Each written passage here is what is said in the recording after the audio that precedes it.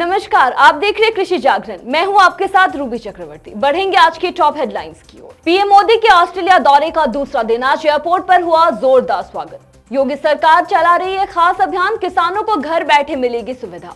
राजस्थान के मुख्यमंत्री अशोक गहलोत ने किसान प्रशिक्षण केंद्र का किया उद्घाटन, कहा गौशालाओं को दिया 2000 करोड़ से अधिक अनुदान। हरियाणा सरकार का बड़ा कदम, किसानों को फ्री में देगी ड्रोन उड़ाने की ट्रेनिंग। नेपाल में बिहार से होगी सब्जियों की सप्लाई, बिहार सरकार पूरी तरह तैयार।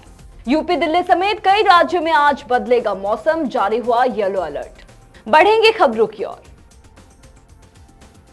3 देशों की यात्रा के अंतिम चरण में प्रधानमंत्री नरेंद्र मोदी सोमवार को ऑस्ट्रेलिया के सिडनी पहुंच गए हैं। यहां पहुंचने पर भारतीय समुदाय के लोगों ने उनका मोदी को नमस्ते मोदी और भारत माता की जय के नारों से स्वागत किया। सिडनी में पीएम मोदी से मुलाकात के सेलिब्रिटी शेफ सारा टोन ने कहा कि प्रधानमंत्री मोदी इतने अविश्वसनीय व्यक्ति हैं, मैं उनसे मिलकर बहुत भाग्यशाली महसूस कर रही हूं और मैं देख सकती हूं कि उन्हें वास्तव में देश और दृष्टि की परवाह है। पीएम एक अविश्वसनीय प्रभावशाली व्यक्ति है और मुझे लगता है उन्होंने अविश्वसनीय काम किया है। प्रधानमंत्री नरेंद्र मोदी अपने करीब हफ्ते भर के विदेश दौरे के तहत सोमवार को पापुआ न्यू गिनी से ऑस्ट्रेलिया के सिडनी पहुंचे हैं, जहां उनका जोरदार तरीके से स्वागत किया गया। वे पीएम मोदी के सिडनी पहुंचने पर भारत के लिए ऑस्ट्रेलियाई उच्चायुक्त बैरी ओफेरल ने उनका स्वागत किया।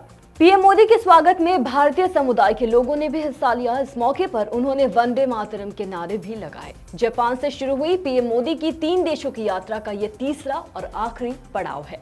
पापुआ न्यू गिनी में पीएम मोदी ने पहले हिंद प्रशांत द्वीप सहयोग मंच FIPIC शिखर सम्मेलन की सह मेजबानी की और द्विपक्षीय संबंधों को बढ़ावा देने के लिए प्रशांत द्वीप देशों के नेताओं से मुलाकात की। वही प्रधानमंत्री नरेंद्र मोदी 22 से 24 मई तक ऑस्ट्रेलिया की यात्रा पर रहेंगे। वे सिडनी के ओलंपिक पार्क के कुडोस बैंक एरिना में पीएम मोदी के लिए सामुदायिक स्वागत समारोह रखा गया है। कार्यक्रम में शामिल होने के लिए 25,000 से ज्यादा लोगों ने रजिस्ट्रेशन कराया है। उत्तर प्रदेश के सभी किसानों को पीएम किसान योजना का लाभ पहुंचाने के लिए योगी सरकार ने एक खास मुहिम को शुरू किया है। यह खास अभियान 22 मई से शुरू होकर 10 जून तक चलेगा। हालांकि इससे पहले सरकार के कर्मचारी ऐसे किसानों की लिस्ट तैयार करेंगे जो अब तक इस योजना के लाभ से वंचित रह गए हैं। यूपी सरकार के इस खास अभियान के तहत यह तय किया गया है कि प्रदेश के किसानों को अब घर जाकर इस स्कीम के 2000 रुपए का लाभ दिया जाएगा। राजस्थान के मुख्यमंत्री अशोक गहलोत ने सोमवार को उदयपुर दुग्ध उत्पादक सहकारी संघ के परिसर में किसान प्रशिक्षण केंद्र का उद्घाटन किया है।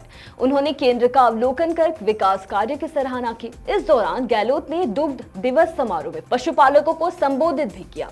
सीएम ने कार्यक्रम को संबोधित करते हुए कहा कि राज्य सरकार ने किसानों और पशुपालकों के विकास में कोई कमी नहीं रखी है।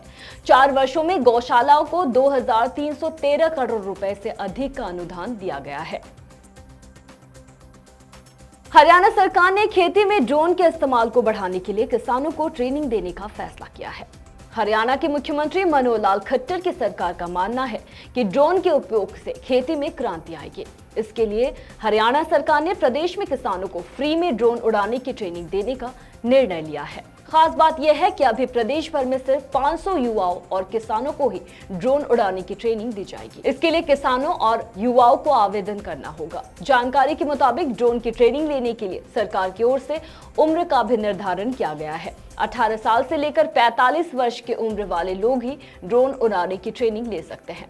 साथ ही ट्रेनिंग लेने वाले को 10वीं पास होना जरूरी है। अगर जो किसान 10वीं पास नहीं है वे ट्रेनिंग नहीं ले पाएंगे। खास बात यह है कि ट्रेनिंग के लिए आवेदन प्रक्रिया 19 मई से शुरू हो गई है। जो किसान ड्रोन की ट्रेनिंग लेना चाहते हैं वे घर बैठे ऑनलाइन आवेदन भी कर सकते हैं।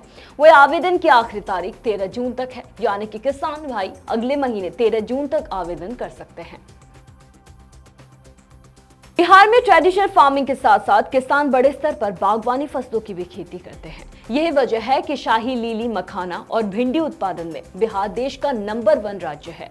यहाँ के किसानों द्वारा उपजाई गई हरी सब्जियों की सप्लाई अभी तक सिर्फ दूसरे राज्य में ही होती थी, लेकिन अब विदेश के लोग भी बिहार की सब्जी खाएंगे। इसके लिए सहकारिता विभाग की तरफ से पूरी तैयारी कर ली गई है।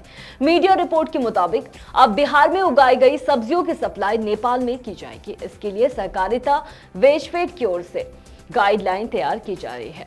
साथ ही नेपाल में सब्जी सप्लाई करने के लिए सब्जी विक्रेता संघों को कौन कौन से कानूनी प्रक्रिया से गुजरनी होगी और कौन कौन से कागजात की जरूरत होगी, इसकी तैयारी भी की जा रही है।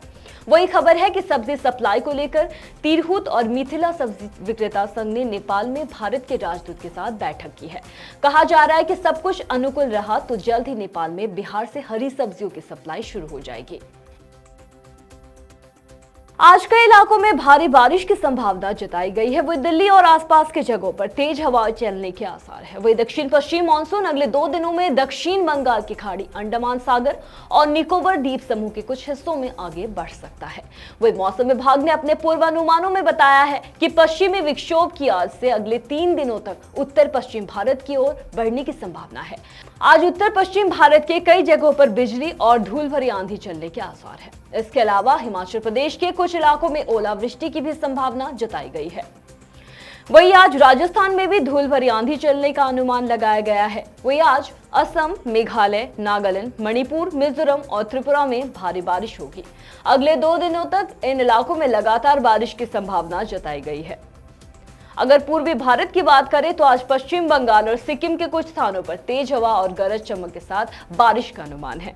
अगले 2 दिनों तक इन इलाकों में मौसम का हाल ऐसा ही रहने वाला है। वही मौसम विभाग ने बताया है कि आज बिहार, पश्चिम बंगाल और सिक्किम के कुछ इलाकों में ओलावृष्टि की भी स्थिति बन रही है। फिलहाल कृषि जागरण में मेरे साथ इतना ही। खबरों का सिलसिला जारी रहेगा। अधिक से अधिक जानकारी के लिए बने रहिए कृषि जागरण के साथ। धन्यवाद।